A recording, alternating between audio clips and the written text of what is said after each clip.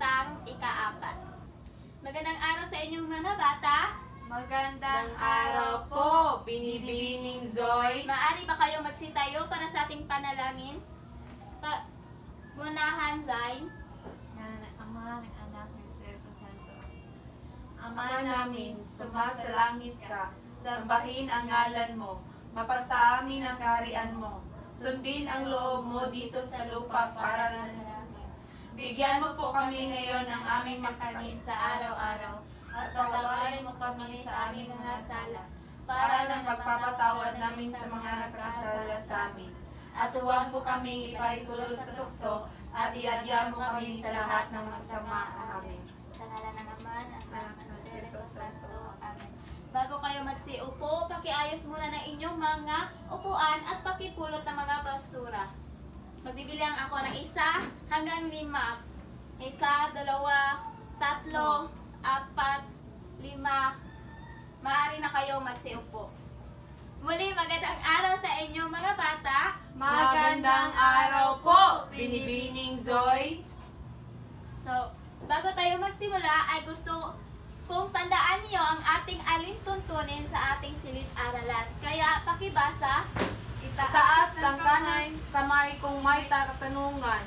Makinig ng mabuti sa talakayan. Makibahagi sa mga gawain. Maliwanag ba ito mga bata? Opo. Magaling kung ganun.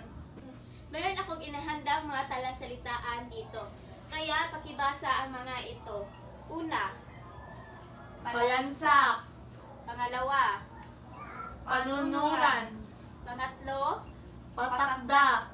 pang-apat. Pamahagi. Kaya gusto kong tandaan ninyo ang mga salitang ito dahil makikita natin ito sa ating talakayan mamaya. Maliwanag ba?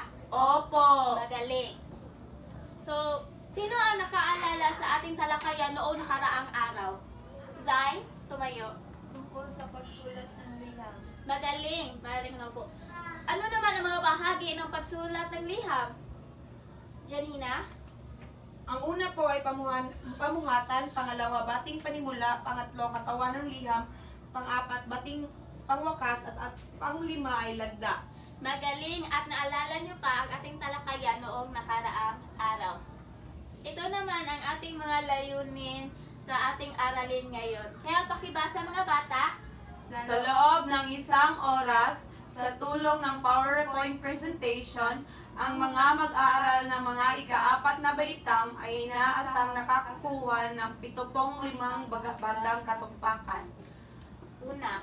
Natutukoy ang panguring pamilang. Pangalawa. Napapahalagan ang panguring pamilang sa pagpapahayag at nakalilikha ng sariling pangungusap gamit ang panguring pamilang. Magaling mga bata. Kayo ba ay nagsusulat ng journal mga bata? Opo! Magaling. Kaya meron akong halimbawa na isang tala-arawan dito. Kaya pakibasa. Una, Janina. Mahal kong tala-arawan. Tumayo, Janina. Mahal kong tala-arawan. Napakalakas ng tibok ng aking puso ngayon. Sa tuwing ihip ang hangin ay napapatingin ako sa aming bubong. May bagyo na naman, ayon sa balita. Egay ang pangalan.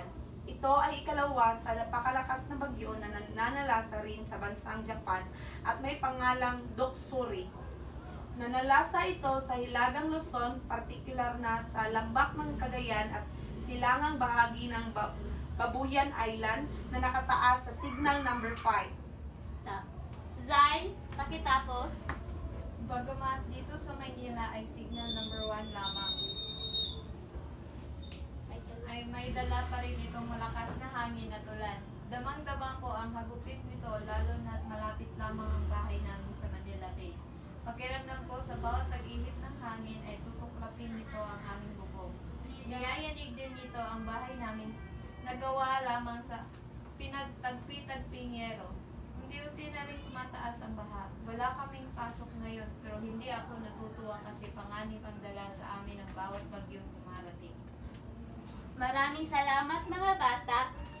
So, ano ang ikinababahala ng bata sa kwento?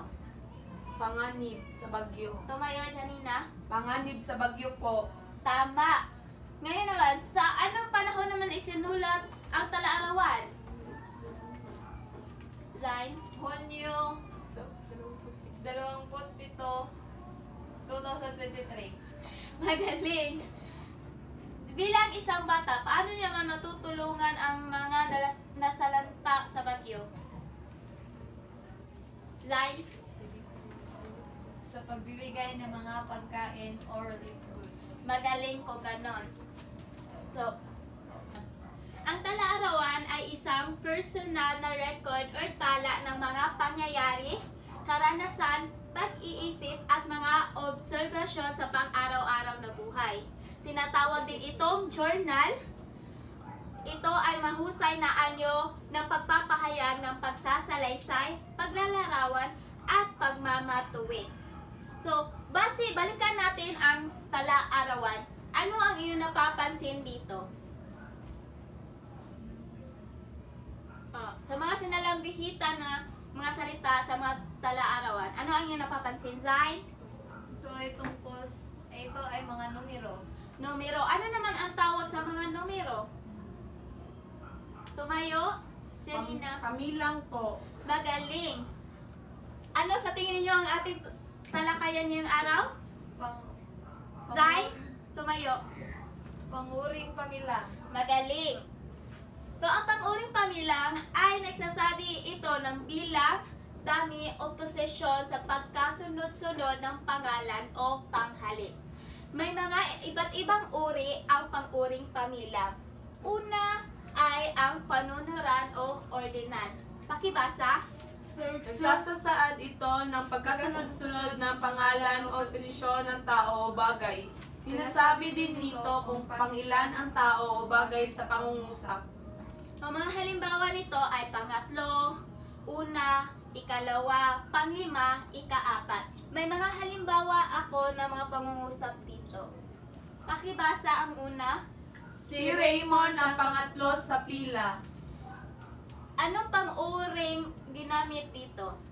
Pangatlo po. Magaling. Pangalawa. Ang Pilipinas ang una sa may pinakamagandang dagat sa Asya. Saan naman dito ang pang-uring ginamit? Una. Magaling. Ang pangalawa naman ay ang pamamahagi. Pakibasa. Ginagamit ito sa pagbabahagi o pabubuklod ng ilang hati sa kabuuan. Kung minsan ay ginagamitan ito ng unlaping tig para sa pantay na pamamahagi o kapag ang bilang ng bagay na binibigay o natanggap ay pare-pareho. Ang halimbawa nito ay mga ginagamitan ng tig. Halimbawa ay tig 5, tig 3, tig 1, kaapat, sangkapat. So, meron mga halimbawang pangungusap dito. Pakibasa ang una. Kumuha kayo nagting 2 tinapay ng kapatid mo. So, saan dito ang pang-uring ginamit? Tig 2 Magaling. Pangalawa. kalahating kilo ang bilhin mong bigas. Saan naman ito ang pang-uring pamilang na ginamit? Kalahati. Magaling. So, sa susunod naman ay ang pangatlo. Ang tinatawag na palansa. Pakibasa. Tinutukoy nito ang bilang na bumuo ng isang pangkat ng tao o bagay na pinagsama-sama. Ito ay grupo o maramihan at inuulit-ulit Unang salita. nito o kaya ay nilalagyan ng panlaping han or an. Ang halimbawa nito ay 10, iisa, dadalawa, lilima. At meron ako mga pangungusap dito. Pakibasa ang una. Dosehan ang laman ng ban. Saan ang pang-uring pamilang dito? Dosehan po. Magaling. Pangalawa, pakibasa. 10 lang ang tumupok ng kamatis. Saan naman ang pang-uring pamilang ginamit dito? 10 po. Magaling. At ang panghuling uri naman, ang pang-uring pamilang ay tinatawag na patakda o tiyak na bilang. Pakibasa. Nagsasaad ito na tiyak na bilang ng pangalan. Ang bilang na ito ay hindi na madadagdagan o mababawasan pa. Ang pag-umulit sa unang pantig ng salitang bilang ang palatandaan nito. So, ang halimbawa nito ay 1, 8, 11, 1, 4. May mga halimbawa akong pangungusap dito, kaya pakibasa. Iisa lang ang ating lahi at libing. Anong pang-uri pamilya ang ginamit dito? Iisa. Pangalawa. Dadalawa ang dala kong panyo. Anong pang-uri ang ginamit dito? Dadalawa. Magaling. Ay. Meron ako mga salita dito sa loob ng kahon. Ang gagawin nyo lang ay bumunot kayo ng mga salita dito at ilagay ninyo kung saan ito nararapat sa mga bahagi o mga uri ng pang-uring pamilya. Maliwanag ba ito mga bata? Opo. Magaling. Sino unang gustong sasagot? Zay? Bumunot. Iisa. Iisa. Anong uri ng pang-uring pamilyang ito? Panlansak. Magaling. Bakit mo naman nasabing panlansak ito, Zay? Dahil inuulit nito ang pantig. Okay, ilagay ito sa tamang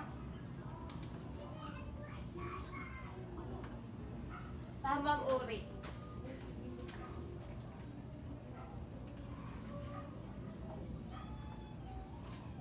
Magaling!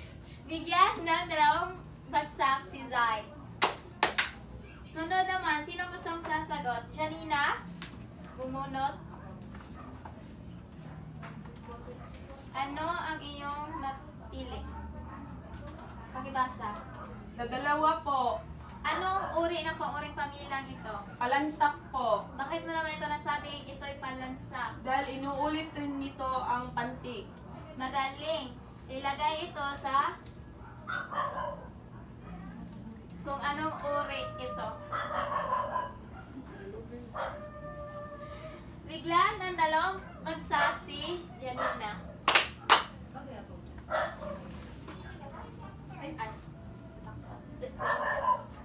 So, ang pang-uring pamilyang ay mga salitang naglalarawan ng bilang o dami ng isang tao, bagay o pangyayari.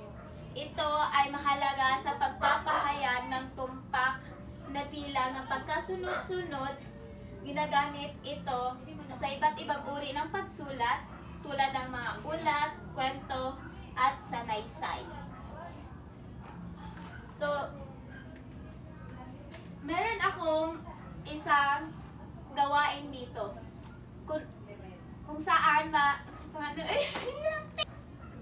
titingnan natin kung lubos nyo bang naunawaan ang ating talakayan ngayong araw. Kaya basahin muna ang mga panuktok. Suriin kung anong pang-uring pamilyang ang mga sumusunod at gawan ito ng isang pangungusap. Isulat nyo ito sa isang kalahating papel. Bibigyan ko lamang kayo ng 3 minuto.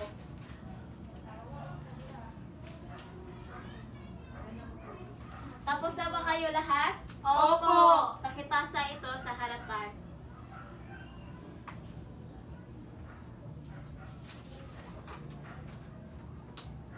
Now, meron akong isang larawan dito. Ang gagawin nyo lang ay suriin ito ng mabuti at sagutan ang mga katanungan sa pamamagitan ng pagtaas ng kamay at gumawa ng thumbs up kung ito ay nakakatulong at thumbs down naman kung hindi. Maliwanag ba ito mga bata? Opo! Okay. Unang katanungan.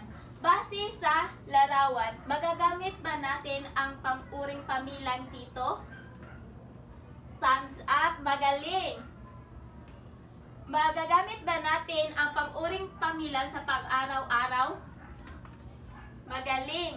Thumbs up din. Panghuli. Nararapat ba o mahalaga ba na pag-unawaan natin ang wastong paggamit ng pang-uring pamilyang? Thumbs up, magaling. Kaya, meron akong takdang aralin na inahanda dito. Pakasulat ito sa inyong mga kwaderno. Pakibasa mo na ang panuto. Gumawa ng isang sariling tala-arawan na ginagamitan ng mga pang-uring pamilyang. Isulat ito sa isang short bond paper at ipasa ito sa susunod na pagkikita. Tapos na ba mga bata? Opo! Magsitayo para sa ating panalangin, mga bata. Janina, Sa ngalan ng Ama, ng Anak, ng Espiritu Santo. Amen. paalam at maraming salamat, mga bata. Paalam at maraming salamat po, Binibining Zoe.